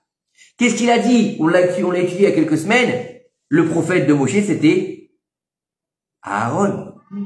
Moshe et Aaron, Mem et Aleph, Mashiach et Eliyahu. C'est beau ou pas? Ça veut dire que maintenant on est là, que Eliyahu, ça deviendra la bouche qui va élucider tous les doutes qui sont en suspens, c'est-à-dire le Teko. C'est-à-dire que les choses sont claires. Comme Pinchas qui a remis les choses à leur place. Ça veut dire que on va réaliser la réparation totale de tout ce bégaiement qu'on a vécu depuis des millénaires. Ça veut dire que lorsque Akadosh Baruch Hu, il va nous dire, écoutez bien ce qu'il va nous dire, que à l'avenir, lorsque on n'aura pas ce Mashiach, la mort sera annulée dans le monde, les malades seront tous guéris. Mais écoutez bien, mais Moshe Rabbeinu, il gardera son handicap, il aura toujours sa bouche lourde, il bégaiera toujours. Ça veut dire quoi? Si tout le monde est guéri, pourquoi Moshe il est pas guéri? Le Zohar Akadosh, là on rapporte le Zohar, tout ça. Tout ce que je vous dis plus tard, c'est du Zohar, c'est pas de moi. C'est le Trois Rachaïm. D'accord? C'est celui-là à 6 heures, tout à l'heure. Regarde bien ce qu'il nous dit. Il nous dit que c'est pas un défaut physique. C'est pas un défaut physique. C'est pas que la bouche de Moshe elle sera bègue encore. Non. Il nous dit qu'il faut comprendre que le niveau de la Torah après l'avènement messianique, le niveau de la Torah de Moshe Rabbeinu, il sera tellement élevé que le peuple ne pourra pas y avoir accès de but en blanc. Il faudra un moyen de transformer en fait quelque part sa Torah. Donc elle sera lourde pour les gens qui la comprendront, comme si qui bégayaient Moshe Rabbeinu. Et donc il sera nécessaire d'utiliser la bouche de Moshe qui s'appelle Eliyahu Hanavi. Vous avez compris? Pourquoi elle doit être lourde? On comprendra tout après. Non, justement non. Il y aura toujours un niveau, il y aura toujours le niveau de Moshe et le niveau du peuple. Il y aura toujours un niveau. Ça veut dire que Moshe Rabbeinu, c'est l'émissaire. Un peuple allumé, on sera tous au même niveau. Je sais pas. Non, je crois pas. Il y aura toujours. Mais écoutez bien, n'oubliez pas une chose. Et n'oubliez pas une chose. Moshe lui a dit, m'envoie pas moi, envoie quelqu'un d'autre. Et c'est ça les émissaires qui vont être envoyés, Pinchas ou Eliyahu. Ça veut dire, il lui a dit, j'enverrai Eliyahu Hanavi. Vous connaissez pas cette fameuse chanson qui est en hébreu? Et il dit, à la fin des temps, j'enverrai Eliyahu Hanavi et qui deviendra pour l'éternité. Il ramènera le cœur des peuples et leurs enfants et le cœur des enfants à leur père. Ça veut dire que je t'associerai, Moshe, au moment de la sortie d'Égypte, à Aaron, qui deviendra ta bouche, comme j'associerai Pinchas au moment de Zimri, comme j'associerai Eliyahu au Mashiach. À l'avenir, oui, je choisirai quelqu'un d'autre. Je utiliserai la bouche pour faire venir la Géoula. C'est la délivrance finale. Ça veut dire que maintenant, Akadosh Baruch Hu, par le biais de ces êtres-là, qu'est-ce qu'il va faire? Écoutez bien, c'est magnifique. C'est extraordinaire, mais je vous demande juste de vous accrocher, parce que c'est la suite de la semaine dernière avec Amalek. Faut comprendre que le Harizal, il va nous dire, ce qui est écrit dans le prophète Zecharia Hanavi.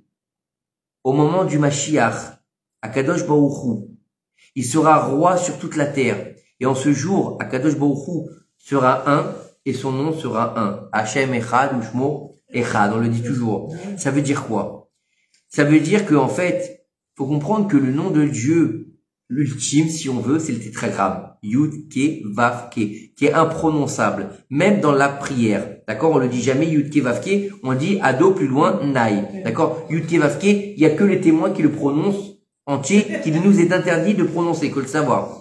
D'accord? Il nous dit, les deux lettres, le Vav et le E, du nom divin, s'élèveront pour atteindre le niveau du Yud, Ke. Donc ça veut dire, le Vav et, c'est la fin du nom. Il y a 4 lettres, ok? Yud, Ke, Vav, Ke. D'accord? 4 lettres. Les dernières lettres s'élèveront pour rejoindre les premières lettres. Le nom divin du Yud Ke Vav Ke va s'élever pour devenir le nom divin complet. Et c'est le sens de leur verset. Il nous dit ici, en ce jour, le nom d'Hachem, d'accord, va s'élever pour devenir Echad.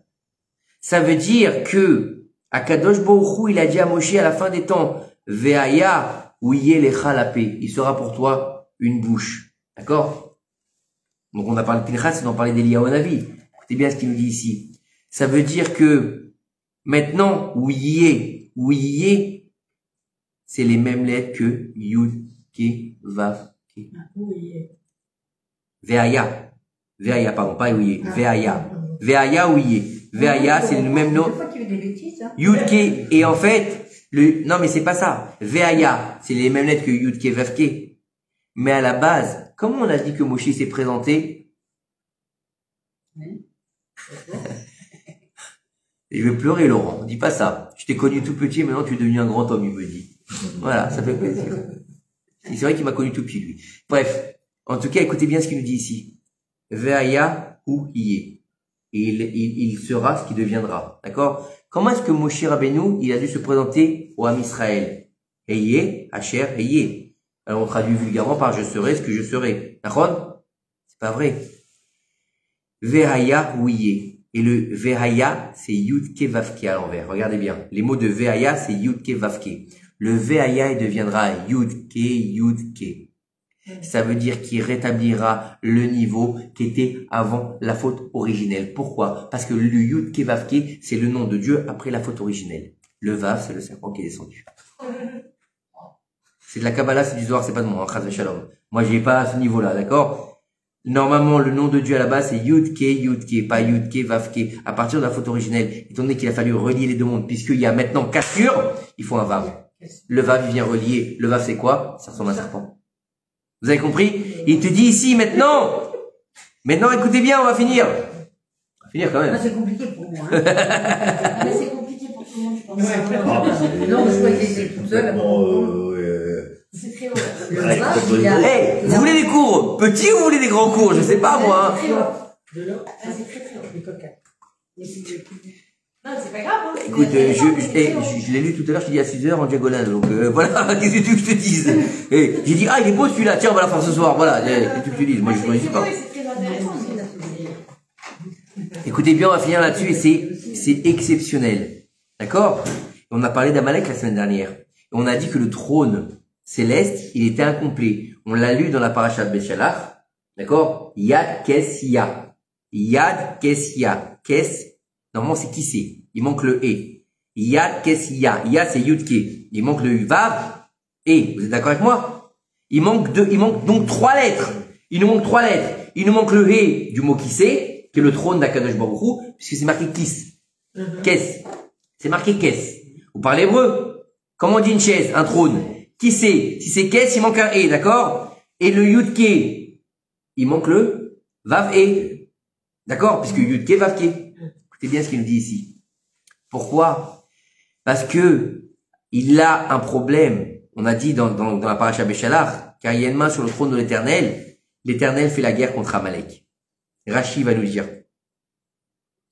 Akadosh Baruch Hu, il a fait le serment au peuple d'Israël que son nom ne sera pas complet et son trône ne sera pas entier tant que Amalek ne sera pas effacé de la surface de la terre. Oui ou non? On l'a dit la semaine dernière? Oui ou non? Ça veut dire, tant que Amalek se maintient, les 3 lettres manquantes, elles ne peuvent pas relier le Kissé, elles ne peuvent pas relier le Yudke Vavke. Et si on prend ces 3 lettres, d'accord? Rabbi Israël de Rougine, il nous dit, écoutez bien, il nous dit, Ou Kayam, ou Shmo Kayam, Verisronachon. Il est éternel, son nom est éternel et son trône est véritable. D'accord? C'est marqué dans la fila de Shacharit. C'est marqué dans la prière du matin. L'allusion est la suivante. Ou Kayam, ce sont les 3 lettres du mot Ou.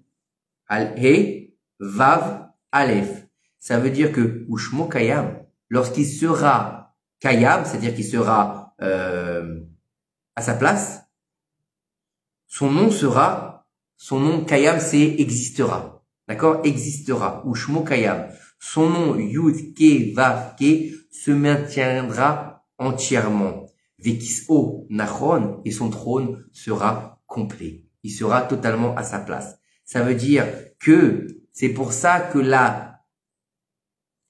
écoutez bien, c'est incroyable, que la délivrance finale, elle sera annoncée par Eliyahu Hanavi. Donc Pinchas, oui ou non? Donc dans la paracha qu'on a lu cette semaine, T'es avec moi ou pas? C'est parti là. C'est bon. Allez, laisse-en pas. Donnez un peu la misère, laisse-en partir là. Fini là, pourquoi par lui? Attends, Tu vas voir. Parce que Eliaou, le nom Eliaou, il est composé des mêmes lettres que li, ou, moi, et ou, et lui. Ça veut dire que moi, li, ça m'appartient, c'est à moi, li. C'est quoi? Li, c'est une appartenance. Li, ça veut dire c'est à moi. C'est-à-dire, li, donne-moi. À qui? À moi. D'accord? Ainsi donc, ça veut dire quoi? Que Eliaou, il va annoncer, li, le retour des 3 lettres qui dévoileront la délivrance finale. Il va remettre à sa place le et dans le kissé et le yudke dans le yudke vavke. Le vavé, pardon, dans le yudke vavke. Al-Kessia, c'est Eliaou qui va annoncer Al-Kissé yudke vavke. Donc, comme il a dit le rabbi Israël de Rougine, ou Kayam. Il sera Kayam, il sera, comment j'ai dit tout à l'heure, Kayam? Il existera. Ou Shmo Kayam, et ce nom existera, Vechisronachon, et son trône sera véritable. Ça veut dire quoi si son trône est véritable? Si le trône, il n'est pas complet, maintenant qu'il est véritable, ça veut dire qu'il est complet. Et si son nom, il est Kayam, ça veut dire qu'il est complet. Ça veut dire que, grâce à Eliaou et les 3 lettres de son propre nom à lui-même, Pinchas ou Eliaou, il va annoncer dans la paracha qu'on vient de lire cette semaine, la délivrance finale, Bekarov Mamash, Amen, Kenirat. Baruch Adonai Elohim, Amen, Amen.